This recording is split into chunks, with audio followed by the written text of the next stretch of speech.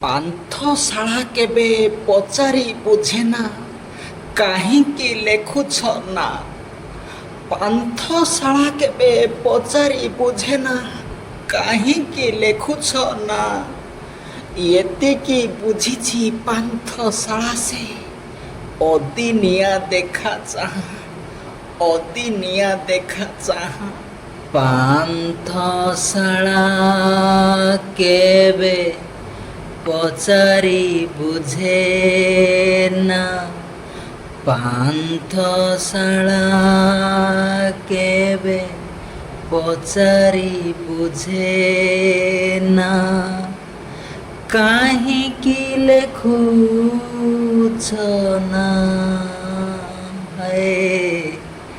ଏତିକି ବୁଝିଛି ପାନ୍ଥଶାଳା ସେ, ଏତିକି ବୁଝିଛି ପାନ୍ଥଶାଳା ସେ ଅଦିନିଆ ଦେଖା ଚାହାଁ। ପାନ୍ଥଶାଳା କେବେ ପଚାରି ବୁଝେନା, ପାନ୍ଥଶାଳା କେବେ ପଚାରି ବୁଝେନା କାହିଁକି ଲେଖୁଛ ନା। ଏତିକି ବୁଝିଛି ପାନ୍ଥଶାଳା ସେ, ଏତିକି ବୁଝିଛି ପାନ୍ଥଶାଳା ସେ ଅଦିନିଆ ଦେଖା ଚାହାଁ।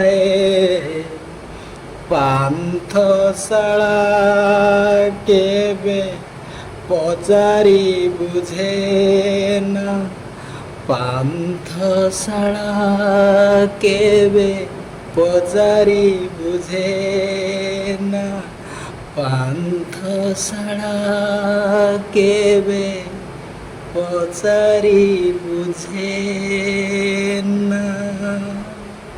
1983 ମସିହାରେ ଏହି ପ୍ରସିଦ୍ଧ ଗୀତଟି ଆକାଶବାଣୀ କଟକରୁ ପ୍ରଚାରିତ ହୋଇଥିଲା ଏବଂ ବହୁ ଲୋକପ୍ରିୟତା ସାଉଣ୍ଟିଥିଲା।